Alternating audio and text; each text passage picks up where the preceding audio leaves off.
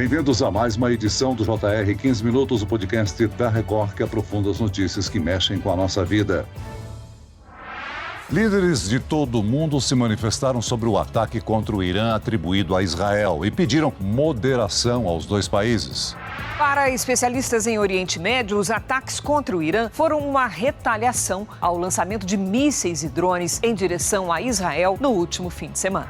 O mundo acompanha com muita apreensão a troca de ataques entre Israel e o Irã. O conflito no Oriente Médio se acirrou após uma ofensiva de Israel à embaixada iraniana na Síria, que deixou 16 mortos. No dia 13 de abril, a Guarda Revolucionária do Irã revidou atacando Israel com mísseis e drones, e na última sexta houve a resposta israelense, que está por trás do conflito entre os dois países. A guerra entre Israel e o Hamas pode escalar para todo o Oriente Médio e as consequências para o mundo. O JR 15 Minutos de hoje discute a situação atual do conflito no Oriente Médio com Alexandre Uehara. Ele é professor de Relações Internacionais da ESPM. Bem-vindo ao nosso podcast, professor. Olá, Celso. Obrigado mais uma vez pelo convite. É um prazer falar com você. Quem nos acompanha nessa entrevista é Denise Odorici, correspondente da Record em Tel Aviv, Israel. Denise, pouco mais de 6 meses após o início da guerra contra o Hamas, o governo de Israel se envolve em outro conflito. Oi, Celso. Tudo bem? Obrigada pelo convite mais uma vez. Olá, professor Alexandre.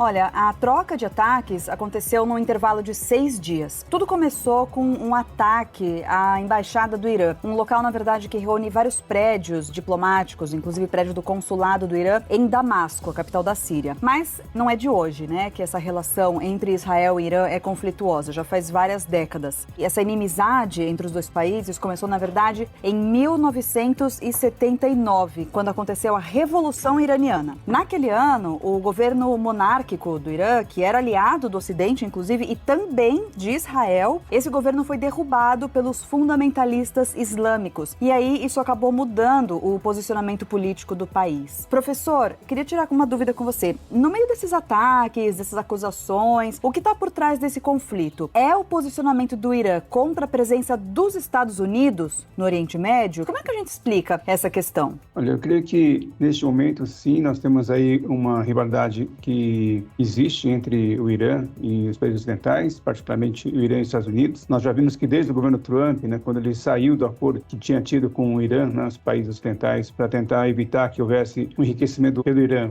né, com utilização de fins militares, a coisa não vem vindo bem, né? A relação diplomática, as conversões têm sido mais complicadas. E mais recentemente, a gente percebe que, assim, temos que olhar aqui no caso da região do Oriente Médio, apesar de, talvez num senso comum, olhar para o Oriente Médio e achar que o Oriente Médio é muito contra os Estados Unidos, na verdade, a maioria dos países ali tem uma boa relação com os Estados Unidos. Inclusive, um país que é importante, que é a Arábia Saudita, e que é importante, grande, né, e que vinha negociando um acordo com Israel, e o Irã estava ficando cada vez mais isolado, não só pelas sanções internacionais, mas também por essas aproximações que vinham acontecendo de Israel com os países da região. Então, a gente percebe que é uma relação do Irã com os Estados Unidos, mas também na questão geopolítica regional como um todo. Agora, professor, durante décadas, né, houve uma tentativa de acalmar os ânimos na região, principalmente em relação ao Irã, que já fez várias ameaças contra os Estados Unidos. Esse é um país que tem um forte arsenal bélico? Sim, é um país que tem um poder militar importante, tanto é que tem até mesmo vendido neste momento armamentos para a Rússia na sua guerra com a Ucrânia, então a gente percebe que tem um potencial importante. É uma aproximação que vem acontecendo do Irã com a Rússia, inclusive para melhorar a sua capacidade de produção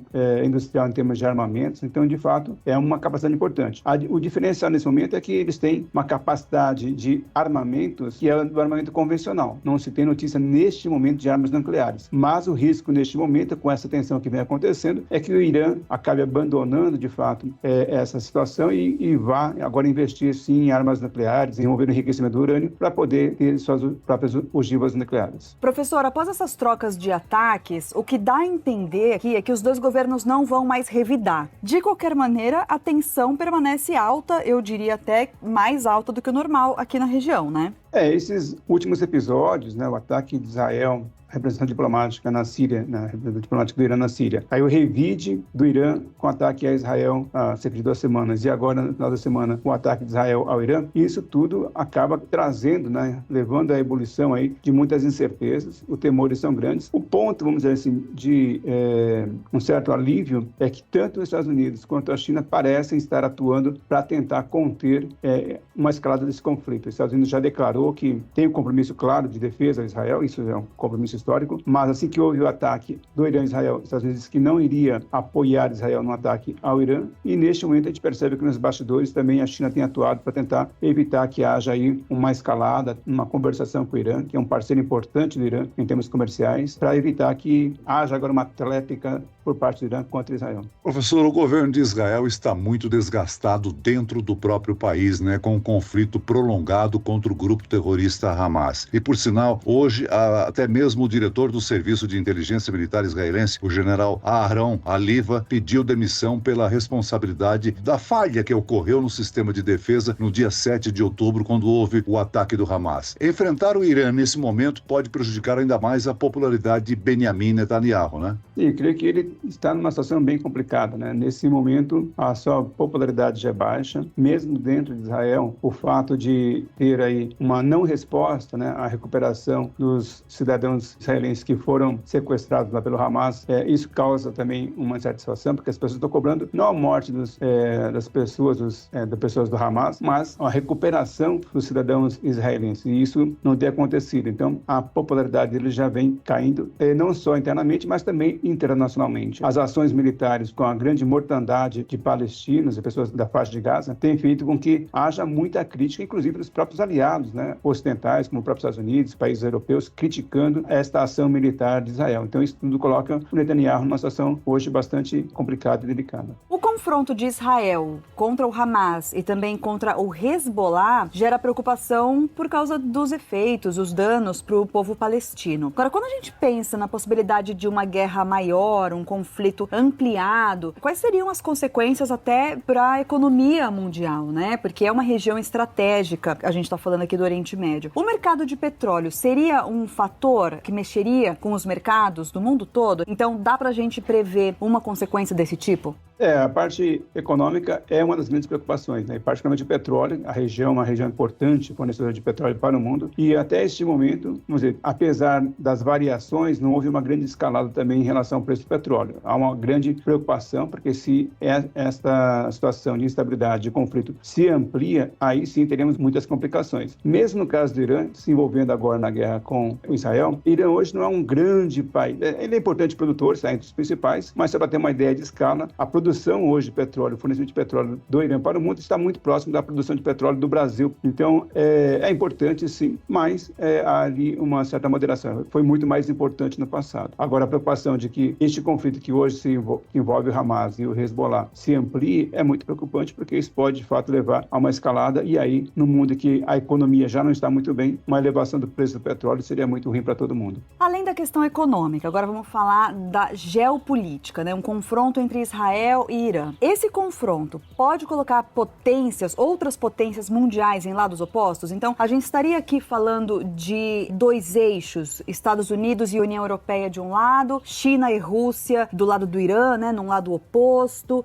Como é que a gente pode dividir aqui essa questão geopolítica, professor? Sim, neste momento em que ainda não estamos numa posição de, vamos dizer, radicalização, né, em termos de apoio entre o Irã e o Iraque, não há uma polarização do Irã e Israel, a gente percebe que tanto a China, que é a segunda maior economia do mundo, e os Estados Unidos, que é a primeira economia do mundo, estão tentando fazer com que não haja uma escalada. Mas, de fato, o conflito entre Israel e Irã é até meio interessante, porque você tem ali Israel, um país de uma população muito pequena, de cerca de 10 milhões de pessoas, um pouco menos do que isso, e o Irã com quase 89 milhões de pessoas, praticamente 10 vezes maior, né? Porém, quando a gente olha da perspectiva militar, o orçamento de defesa de Israel é muito superior ao do Irã, é mais do que o dobro. Enquanto se estima que Israel tem um orçamento de 19 bilhões de dólares, o do Irã, 9 bilhões. Mas, e aí, Israel também já é apesar de não ser declarado assim, Israel já é reconhecido como uma potência nuclear. Então, é uma relação desigual, e aí os apoios dos Estados Unidos e da China para cada uma das partes, que a gente sabe que o Irã está muito mais próximo da China hoje, Israel, como nós vimos falando, está com o apoio dos Estados Unidos, um conflito entre esses dois países, e hoje vamos dizer assim, é um conflito meio que procuração, né? Porque China tem interesse de um lado e Estados Unidos do outro, uma guerra acentuada, né? Um conflito de fato deflagrado entre essas duas nações, levaria ao envolvimento maior da China e dos Estados Unidos. De um lado, vamos ter Estados Unidos com os países ocidentais, os países europeus, e do lado iraniano, teremos com certeza a própria China, que hoje já é um interlocutor importante do Irã, e a própria Rússia, como nós vimos falando, que também é um importante interlocutor do Irã. Então, teríamos aí uma cisão, né, mais forte das relações internacionais. Vamos voltar a falar a respeito da relação geopolítica regional, professor. Apesar de muçulmano, o Irã tem um governo xiita e outros países poderosos da região, como a Arábia Saudita, são sunitas, uma outra vertente do Islã. Essa questão religiosa é importante nesse confronto? Sim, diria que é muito importante, né? Um pouco dessa cisão, dessa separação que existe no Oriente Médio está relacionada exatamente à questão religiosa, né? A Arábia Saudita, como você mencionou, sendo sunita, o próprio Iraque, né, que neste momento ele tem uma posição meio dúbia, porque houve a guerra do Irã-Iraque, os Estados Unidos apoiando o Iraque, e até recentemente, para nós que temos um pouco mais de idade, para os jovens nem tão recente, mas a intervenção norte-americana tentando implantar a democracia no Iraque acabou levando a uma desestabilização, e aí permitiu que o Irã, já que o Iraque é um país predominantemente xiita e os sunitas eram a minoria e era ligado ao Saddam Hussein, isso acabou fazendo com que também o Iraque caísse um pouco mais na área de influência do próprio Irã. Então a gente percebe que o Irã, por meio das questões religiosas, tem proximidade hoje com o Iraque, tem proximidade com o Hezbollah, proximidade com o Iêmen, e isso vai fazendo com que o xadrez regional acabe se tornando mais complexo, porque não é uma questão apenas de proximidade geográfica, mas quais são as relações também religiosas que as populações têm com o Irã e os governos locais. E uma questão que vem correndo pela beirada, né, professor, é a cidade de Rafah, na Palestina. Rafah fica ali no sul da faixa de Gaza, é onde estão refugiados mais de 1 milhão e meio de palestinos, desde que começou a ofensiva israelense no território palestino. E Israel vem dizendo já há algum tempo que pretende fazer a incursão terrestre em Rafah, o que é visto com preocupação, né, por outros governos, por outros países, por causa da situação justamente dos civis que estão ali em Rafah abrigados. E qual é a situação atual do confronto entre Israel e Hamas? Esse é um ponto bastante preocupante neste momento, porque existe dentro da faixa de Gaza uma porção muito pequena da faixa de Gaza que hoje estão localizados a maior parte da população da faixa de Gaza. E isso traz grande preocupação, porque um ataque hoje, uma ação militar de Israel nessa região pode levar a muitas mortes ou ampliar de maneira significativa as mortes, e há uma resistência, uma preocupação internacional de que essa ação não venha a acontecer, porque isso poderia promover uma morte muito maior, né, ou mais mortes ali naquela região. E também acho que neste momento o próprio Netanyahu e o governo israelense também já percebe que existe ali uma sensibilidade muito grande para essa região. Então, creio que uma ação militar ali naquela região hoje vai ser mais cuidadosa do que tem sido até esse momento. Agora, professor, o governo israelense aprovou um pacote de 5 bilhões de dólares para reconstruir e fortalecer comunidades israelenses na fronteira com Gaza, que sofreram um ataque do Hamas em 7 de outubro do ano passado. É um reconhecimento de que, apesar de tentar acabar com o Hamas, Israel sabe que vai continuar sendo alvo de extremistas na região?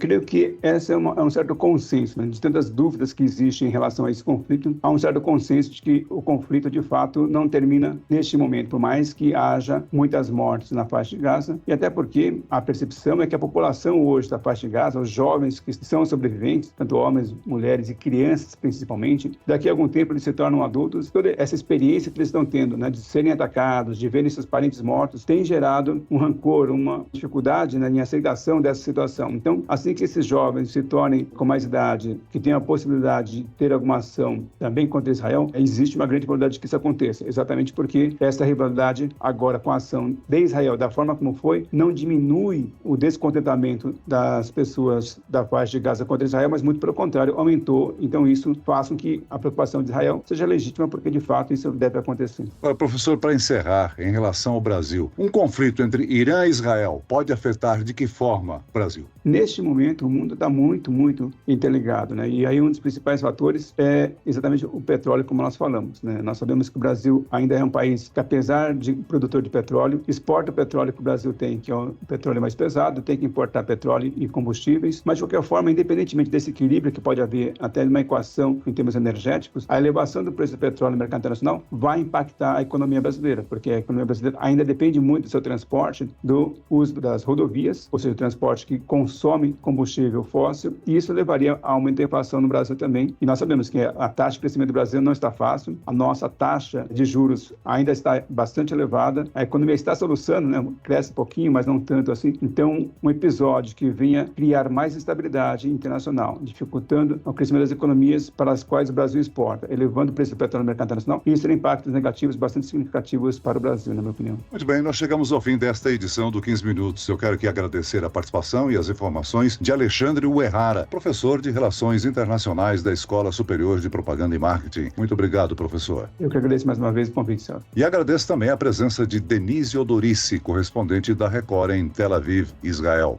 Celso, muito obrigada. É sempre um prazer enorme falar com você aqui nesse podcast, passar um pouquinho da minha experiência aqui da cobertura da guerra. E obrigada também ao professor Alexandre.